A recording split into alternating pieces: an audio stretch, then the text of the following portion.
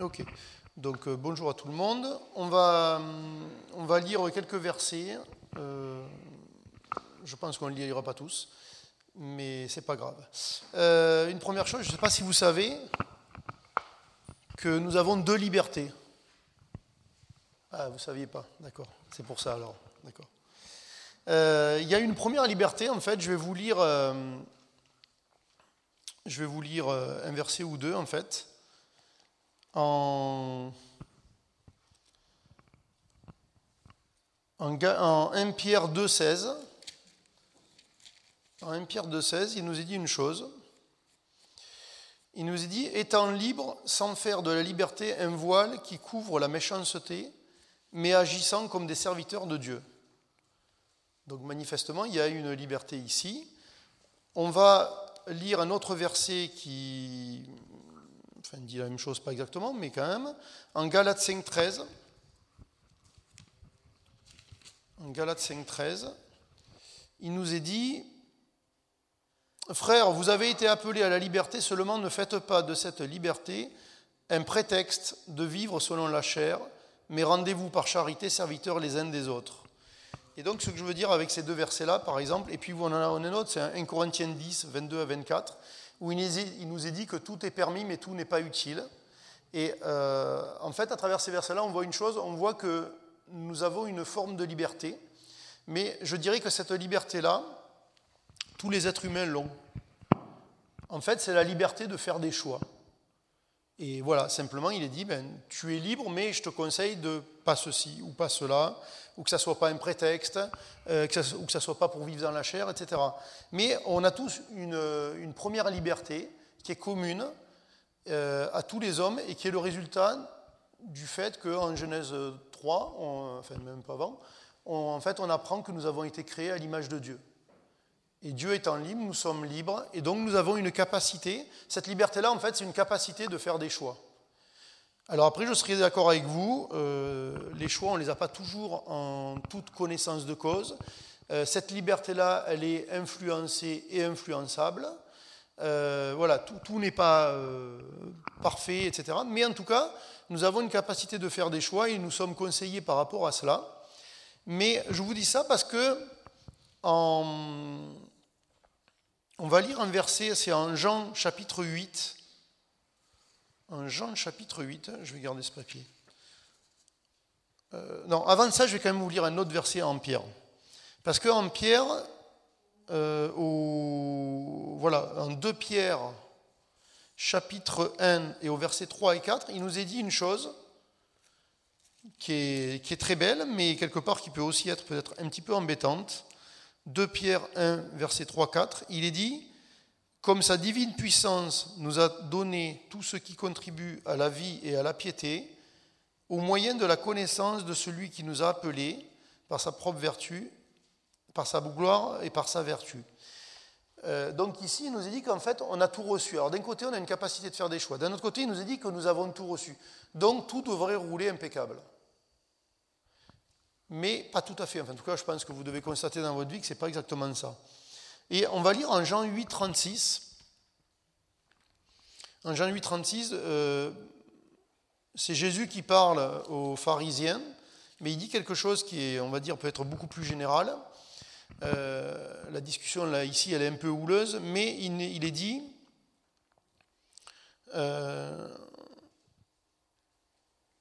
D'abord au verset 34. Ça va déjà nous poser un peu le contexte. Jésus dit, en vérité, je vous le dis, leur répliqua Jésus, quiconque se livre au péché est esclave du péché. Or, l'esclave ne demeure pas toujours dans la maison et le Fils y demeure toujours. Si donc le Fils vous affranchit, vous serez réellement libre. Et en fait, il y a deux choses ici. Une chose, c'est qu'il est dit, celui qui pêche est esclave. Et si nous sommes un petit peu objectifs avec notre vie, je suis esclave à ce moment-là. Je suis souvent esclave, parce que je pêche, souvent. Si je suis un peu objectif, en tout cas. Si je me raconte des histoires, c'est autre chose. Mais en tout cas, il y a cela. Donc, je pêche, donc je suis esclave, mais je suis libre de faire des choix. Mais ici, il est dit autre chose. Il est dit, si donc le Fils vous affranchit, vous serez réellement libre. Le mot pour réellement ici, ça veut dire que ce n'est pas une vue de l'esprit, ça veut dire que c'est quelque chose de concret. Il est dit, vous serez réellement libre. Vous serez réellement libre. Libre de quoi? De vivre ce que j'ai lu en 1 Pierre, de vivre tout ce que nous avons reçu et qui contribuent à la piété et aux bonnes œuvres. Et d'être, participant de la nature divine. Ça, c'est la liberté supplémentaire que Dieu a donnée aux croyants. Et nous, des fois, effectivement, on se cache derrière un voile de liberté. On se cache derrière le premier voile. Non, mais je suis libre. J'ai un libre arbitre, je peux faire des choix. Dieu me l'a donné. Oui, mais il l'a donné à tout le monde, même à celui qui ira en enfer. Et toi, tu es là, et parce que tu veux faire ce que tu veux, tu mets ce voile devant. Mais je suis libre. Tu n'as rien à me dire. Ben non, mais il est où le problème? Et Dieu veut nous amener dans quelque chose de beaucoup plus grand. Et je vais vous lire encore 2 versets. Donc comme ça, vous ne pourrez pas dire qu'on n'a pas lu la parole de Dieu ce matin. En Actes 3:12, vous avez Pierre et Jean qui rendent la vue. Ils rendent la vue à un aveugle ou il faut marcher un boiteux?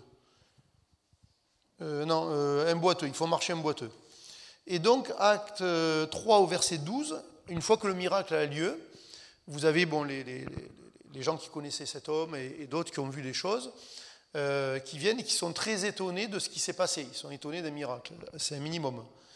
Donc, au verset 12, Pierre, voyant cela, dit au peuple, « Hommes israélites, pourquoi vous étonnez-vous de cela ?» Donc, du miracle. « Pourquoi avez-vous les regards fixés sur nous comme si c'était par notre propre puissance ou par notre propre piété que nous eussions fait marcher cet homme ?»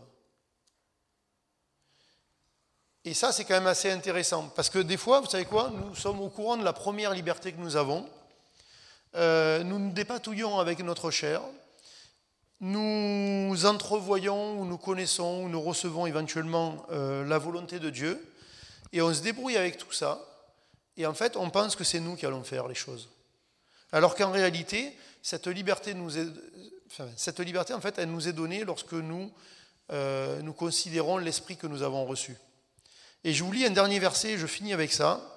C'est en Romains 8, verset 2, parce que ça m'a un peu ouvert les yeux, je dirais. Romains 8, 2. Il est dit, en effet, la loi de l'esprit de vie en Jésus-Christ m'a affranchi de la loi du péché et de la mort. En fait, c'est intéressant, il est dit qu'il y a 2 lois. Il y a la loi du péché et de la mort. Celle-là, on y est tous soumis. Et même une fois que nous sommes chrétiens, nous avons cette loi qui nous impacte. C'est la chair, c'est ce qu'on appelle la chair, la vieille nature pécheresse. La loi du péché et de la mort. Nous y sommes soumis. Et il est dit, en effet, la loi de l'esprit de vie en Jésus-Christ m'a affranchi de cette loi. Donc la liberté dont parle Jésus en Jean 8, c'est celle-ci. C'est la loi de l'esprit de vie en Jésus-Christ qui m'a franchi. Et moi, ce que j'ai besoin de considérer, c'est l'esprit que j'ai reçu en moi, de l'alimenter, de lui ouvrir la porte, de lui donner des opportunités, plutôt que d'être là et puis de se cacher derrière un voile de prétexte. Non, mais je suis libre. Je fais des choix. Je suis à l'image de Dieu. Oui, mais tu passes ton temps à pécher. Tu fais rien d'autre. Quand Dieu parle, tu n'écoutes pas, tu obéis pas, tu fais n'importe quoi en fait. Non? Mais Jésus nous invite dans une dimension supérieure. Et la vie chrétienne, c'est cette dimension supérieure. En dehors de cette dimension supérieure, ce n'est pas la vie chrétienne. C'est une vie d'être humain comme n'importe lequel, une vie vaine, qui part de rien du tout et qui va nulle part. Alors à la fin, vous êtes sauvés, il n'y a pas de problème, hein, c'est bon. Un jour, vous avez reçu Christ, donc voilà, vous êtes sauvés.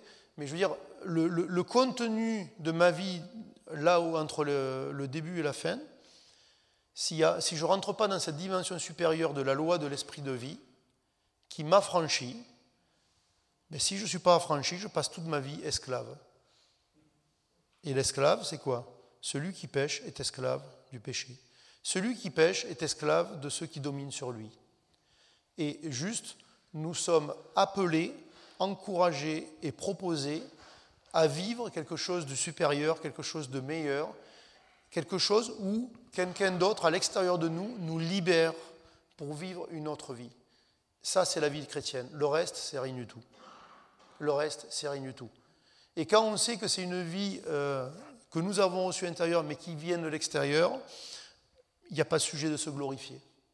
Et du coup, effectivement, tout m'est permis, première liberté, mais tout n'est pas utile, deuxième liberté. Et je peux vivre la nature de Dieu. Amen. On va prier pour les offrandes, parce que c'est le moment de l'offrande, avec un chant derrière. Donc, Seigneur, on va te remettre tout simplement d'abord cette assemblée, le pasteur de l'assemblée, les finances, les besoins aussi des individus. Il y a peut-être des gens qui sont dans des situations compliquées financièrement dans l'Église, il y en a d'autres non. Il y a aussi une gestion de l'argent qui doit être faite de la part de l'Église. Il y a une vision par rapport à la mission, à l'évangélisation. Et Seigneur, je te prie pour que tu guides cette assemblée, et notamment ceux qui la dirigent, pour la gestion de l'argent, et que tu nous fasses rentrer aussi chacun dans le fait de donner de l'argent et non pas payer un tribut. Nous ne payons pas un tribut, nous donnons, et fais-nous rentrer dans ces dimensions-là. Amen.